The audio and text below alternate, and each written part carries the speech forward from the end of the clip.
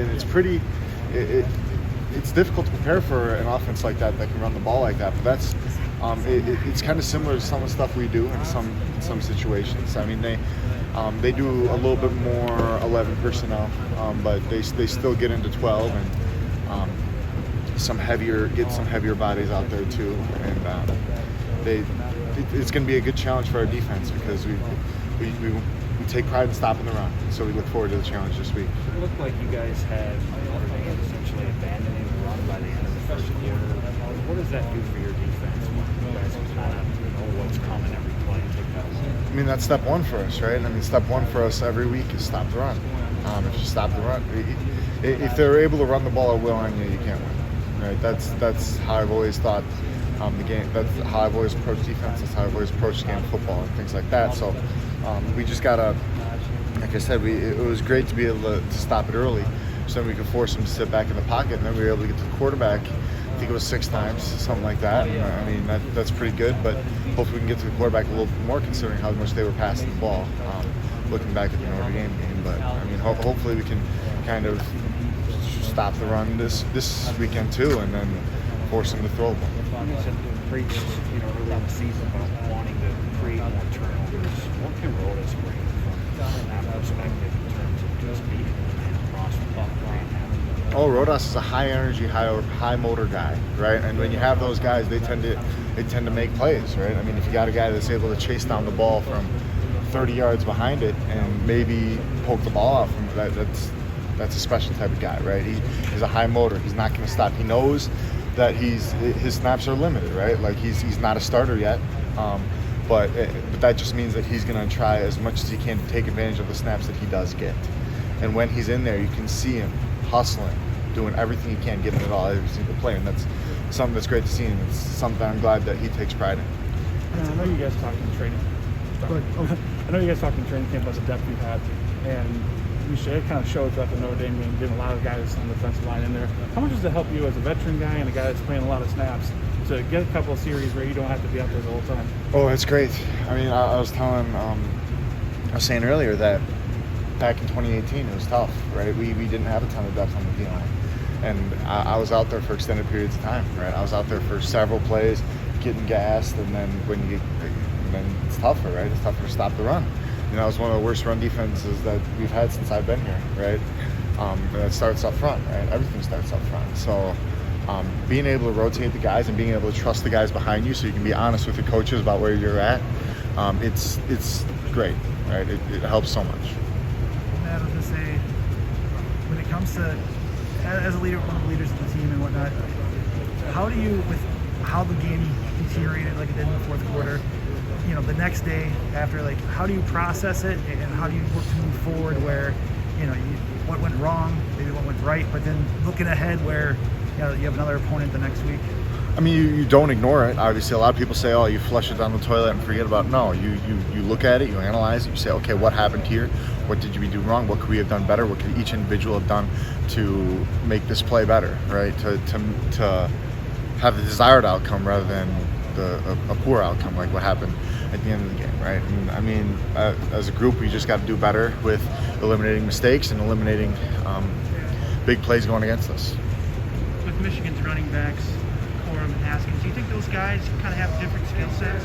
Oh yeah, I mean they're both good players, right? They're good at running the ball, right? I mean, with the limited film I've watched thus far, I mean they each of them can run it in different spots. I mean, I know one of them's a little bit of a shorter, but he's also a stockier guy, and they're both really good players, and I look forward to the challenge of taking them on.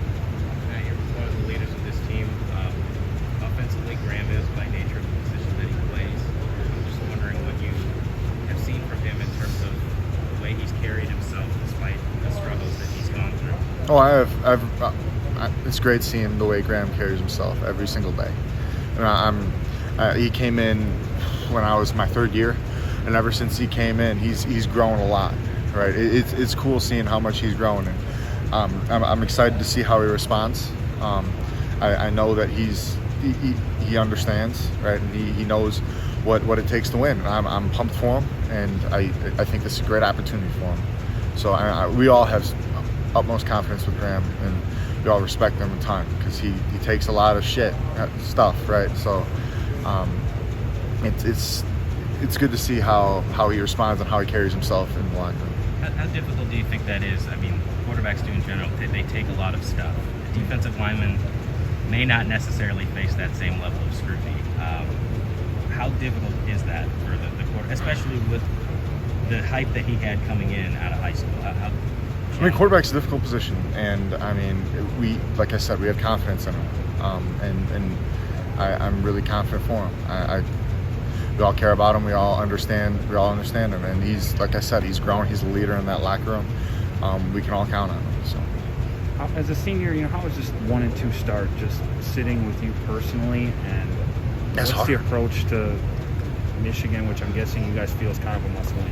I mean, it's hard, right? 1 and 2. I don't know if I've ever had a 1 and 2 start here, and that like I said, it's really hard. Hopefully, we can bounce back. I know we can bounce back. Honestly, I know we will. I know that Michigan's a good team, but I know that we're a good team. And I mean, yeah, you are what your record says you are. However, we're a good team. I'm confident in that. I'm confident that in the future we can win.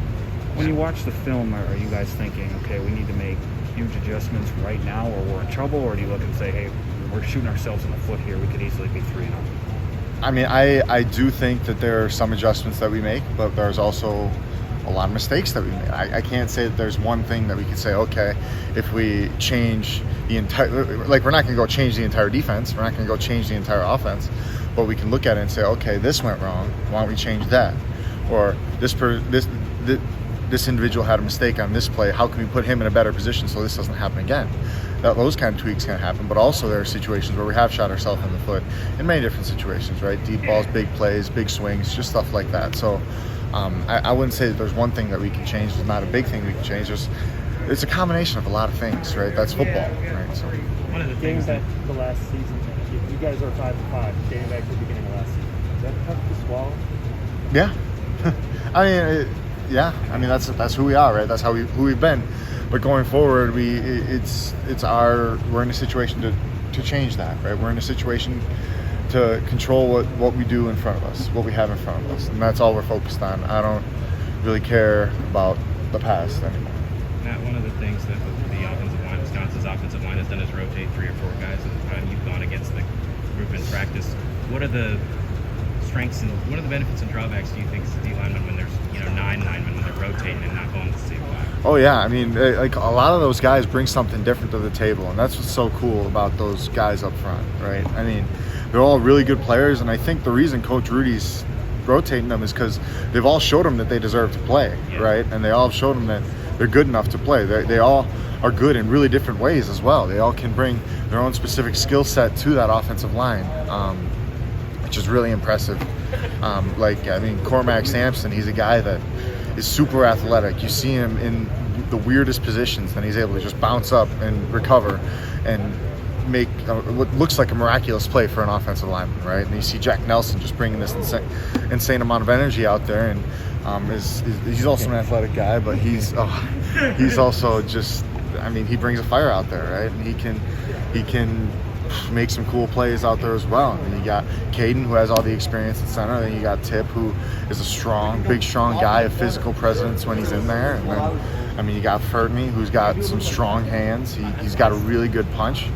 But then you got Seltzer, who's an experienced guy who knows what he's doing, who you can always count on in the run, who's really good, right? Like, you got a lot of good guys in there. I mean, I don't want to mentioning Bruss and Beach, obviously, 2 consistent guys, and then obviously Logan Brown, who's really good with his feet, a quick guy, an athletic guy. So, Thanks, Matt. yeah, for sure. I guess, follow up to what I had asked before, just how have you seen early on this week players respond to what happened and then working to move past it? I mean, it's just looking at it and trying to see what we can do to improve, right? I mean, there isn't one player on this team who can look at the film and say, okay, I played a perfect game, right? There's no one who can say, okay, I played I didn't do anything right this game. Everybody did something right, everybody did something wrong, right? And you can look at that and you don't ignore the things you did right, and you don't ignore the things you did wrong. Same thing in victory as you do in defeat, right? It's if you win, you look at what you did right, you look at what you did wrong. If you lose, you look at what you did wrong, you look at what you did right, right? That you don't want to correct things that you did right. You don't want to keep things that you did wrong. Just that kind of thing that you can just keep improving every single game.